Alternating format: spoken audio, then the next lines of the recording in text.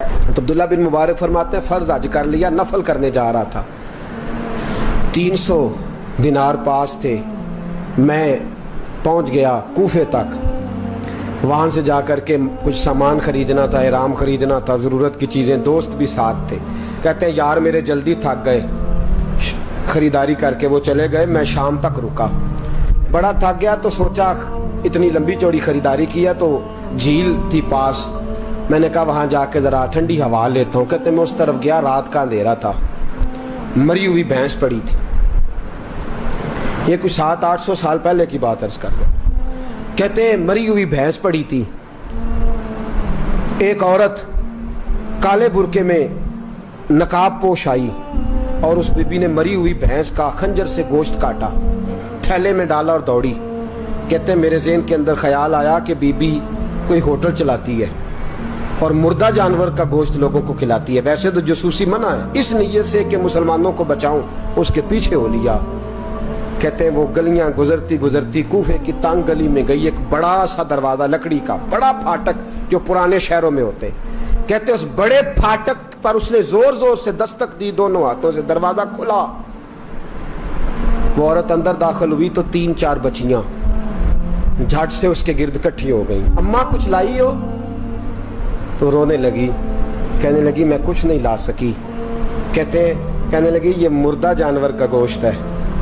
اور حضور نے فرمایا جب مرنے لگو تو مردار کھا کے بھی جان بچا لو، اب میں دیکھتی ہوں تم سے کھڑا نہیں ہوا جاتا، نہ کھاؤ گی تو گر پڑو گی، یہ مردہ ہی ہے پکا لو، کہتے ہیں اگلے لفظ اس عورت نے کہے تو میں باہر کھڑا چیخنے لگا، وہ کہنے لگی ہم سید زادیاں ہیں، صدقہ زکات کھا نہیں سکتی، پر سب روگاں دا روگ محمد، جس دا نام غریبی، کنڈ ولا کے لنگ جان دے سب دوست یار قریبی، سید ہیں،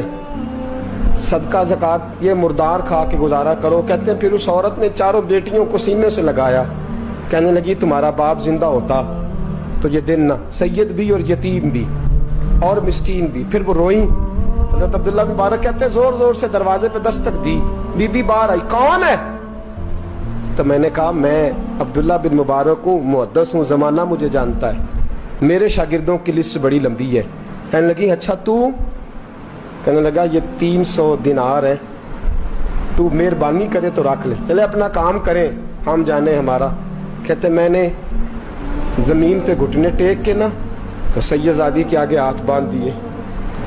میں نے کہا میں نوکر ہوں تم اولاد ہو، میں خادم ہوں تم نسل ہو، مہربانی کرو،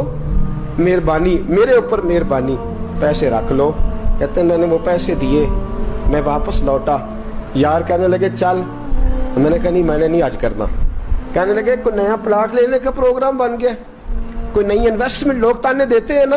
پر جے کر یار دے نام دا ملے میڑا، ان چولی پا لئیے پنجے سٹیے نا، جے کر یار دے نام دی ملے سولی،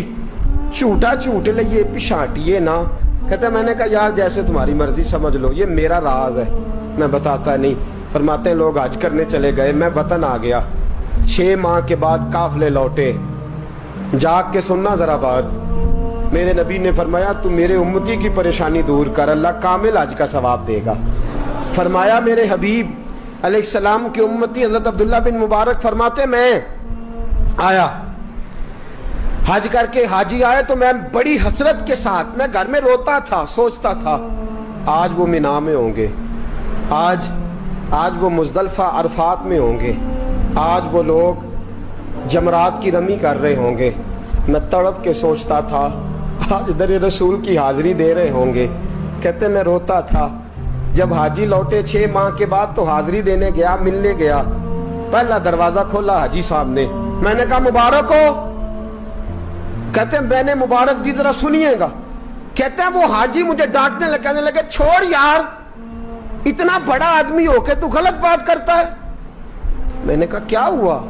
کہنے لگے تو نے ہمیں کہا کہ جانا نہیں، اور پھر ہم مینا میں آوازیں دیتے رہے تو بات ہی نہیں سنتا تھا،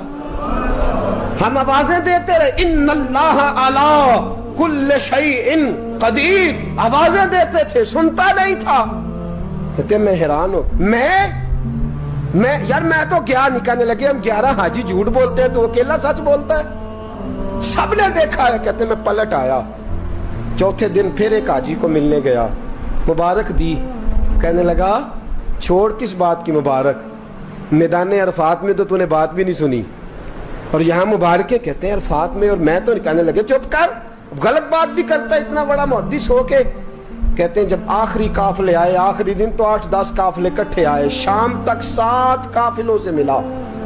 हर एक मुझे कहने लगा बंदे के पास घोड़ा नया आ जाए, सवारी बड़ी आ जाए तो यारों से तो मिलना चाहिए ना, तू आवाज ही नहीं सुनता था। फरमाते हैं मैं थक गया कि इलाही माजरा क्या है, मैं तो यहाँ इस शहर की गलियों में फिरता रहा और ये सारे हाजी क्या क्या रहे हैं। फरमाते हैं रात को हजरत रबी बिन असलम, वो बहुत बड़े बुजुर्ग मुहद्दिस थे, वो भी हज करने गए, दरवाजे पे दस्तक दी, बाहर आए तो झगड़ने लगे। कहने लगे तूने मुझे किस मुश्किल में डाल दिया है,